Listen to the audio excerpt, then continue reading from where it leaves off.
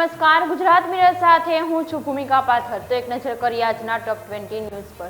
રાજકોટના નવાગામ આનંદપરમાં ગેરકાયદેસર દબાણો ઉપર બુલડોઝર ફરી વળ્યું। 1 કરોડની જમીન ખુલ્લી કરાઈ। સુરેન્દ્રનગરના લીંબડીના એટીએમમાંથી 25 લાખની ચોરી। રાત્રે 3 વાગ્યે ઇકો લઈ 4 તસ્કરો ત્રાટક્યા। કેમેરા પર કલર સ્પ્રે કરી ગેસ કટરથી એટીએમના કેશ બોક્સને કાપીને ચોરીને અંજામ આપ્યો।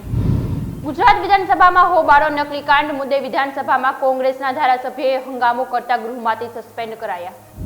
સુરતમાં સ્પાની યાર્ડમાં હાઈફાઈ કૂટણખાણું ઝડપાયું। એમ્બેઝ હોટલમાંથી 7 થાઈલેન્ડની યુવતીઓ ગ્રાહકો સાથે મળી। પોલીસે 8ની કરી ધરપકડ। 3 વોન્ટેડ જાહેર। મોરબીના લાતી પ્લોટમાં 3જા માળે ફોટો ફ્રેમ બનાવતા કારખાનામાં લાગી ભીષણ આગ। ફાયર વિભાગે ભારે જહેમત બાદ આગ પર કાબુ મેળવ્યો। વિદેશી દારૂના જથ્થા સાથે 2ની ધરપકડ। સાગબારા ધનસેરા પાસેથી પોલીસે વિદેશી દારૂ ભરેલી કાર સાથે 2ની કરી ધરપકડ। 1 વોન્ટેડ જાહેર કરાયો। બોર્ડના વિદ્યાર્થીઓ માટે રાહતના સમાચાર। 2 વાર આપી શકાશે બોર્ડની પરીક્ષા, પછી તૈયાર થશે માર્કશીટ। કેન્દ્રીય મંત્રીની મોટી જાહેરાત। પીએમને મારવાની ધમકી આપનાર પર પૂર્વ મંત્રી ભડક્યા। એમએસ બીટાએ કહ્યું, વડાપ્રધાનને કંઈ થશે તો શું આ પાઘડી ચૂપ રહેશે? દરેકને હક માટે આંદોલન છેડવાની છૂટ, પણ યોગ્ય રીતે।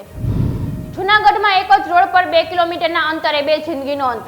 રોડ ક્રોસ કરતો યુવક મોતને ભેટ્યો તો બેફામ બાઇક ચાલક ઘરે જતી મહિલાને રોડ પર પછાડી ભાગી ગયો। રાજ્યસભામાં ભાજપના તમામ 4 ઉમેદવાર બિનહરીફ જાહેર। ગાંધીનગરથી સત્તાવાર જાહેરાત કરાઈ। જેપી નડ્ડા, મયંક નાયક, ડોક્ટર જસવંતસિંહ પરમાર, ગોવિંદ ધડકિયા બન્યા રાજ્યસભાના સાંસદ। મોદીએ જમ્મુમાં એમ્સનું ઉદ્ઘાટન કર્યું। પીએમએ કહ્યું, પહેલા જમ્મુ કાશ્મીરમાંથી આતંકના સમાચાર મળતા હવે વિકાસ થઈ રહ્યો છે। ખેડૂતોએ 5 પાક પર એમએસપી આપવાનો કેન્દ્રનો પ્રસ્તાવને ફગાવી દીધો। કાલે સવારથી જ શંભુ બોર્ડરથી દિલ્હી કૂચ કરશે। રાહુલ ગાંધીને માનહાનિ કેસમાં સુલતાનપુર કોર્ટમાંથી મળ્યા જામીન। 2018માં કર્ણાટક ચૂંટણી દરમિયાન અમિત શાહ વિરુદ્ધ નિવેદન મામલે કેસ નોંધાયો હતો। કોસ્ટગાર્ડમાં મહિલાઓ માટે કાયમી કમિશનની માંગ। સુપ્રીમ કોર્ટે કેન્દ્રને કહ્યું, નારી શક્તિની વાત કરો છો તો અહીં બતાવો, આવું પ્રીતુ સાતક વલણ કેમ? મહારાષ્ટ્ર વિધાનસભામાં મરાઠા આરક્ષણને મંજૂરી। શિક્ષણ સરકારી નોકરીઓમાં 10% અનામત મળશે। કોટા વધીને 62% થયો। સીએમ શિંદેએ કહ્યું, મેં શપથ લીધા હતા। દિલ્હી વિધાનસભામાં વોટર બિલ માફી યોજના પર ચર્ચા। કેજરીવાલે કહ્યું, જો કેન્દ્ર આને મંજૂરી આપશે તો હું લાલ કિલ્લા પરથી કહીશ, ભાજપને મત આપો। ચંદીગઢ મેયર ચૂંટણીમાં સુપ્રીમને મોટો ચુકાદો। સુપ્રીમ કોર્ટે કહ્યું, 8 અમાન્ય મતોને પણ માન્ય ગણી ફરીથી મતગણતરી કરવામાં આવે, પછી પરિણામ જાહેર કરો। ભારતથી યુરોપમાં ડીઝલનો સપ્લાય 90% ઘટ્યો। રેડ સીમાં હુતી હમલાને કારણે શિપિંગ ચાર્જ વધ્યો। હવે એશિયન દેશોમાં ડિલિવરી થઈ રહી છે।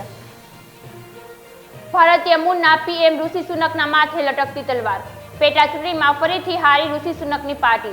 સતત હારના કારણે સામાન્ય ચૂંટણી પહેલા જ 100 સાંસદો રાજીનામું આપશે। ઇમરાન સમર્થકો સ્વતંત્ર ધાર્મિક પાર્ટી એસઆઈસીમાં સામેલ। નેતાએ કહ્યું, પીટીઆઈને અમારું બિનશરતી સમર્થન। ઇમરાન જ પાર્ટીની નીતિ બનાવશે।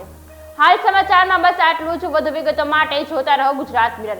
અને આપણે જો આ ન્યૂઝ પસંદ આવ્યા હોય તો તેને લાઇક, શેર અને સબસ્ક્રાઇબ કરો।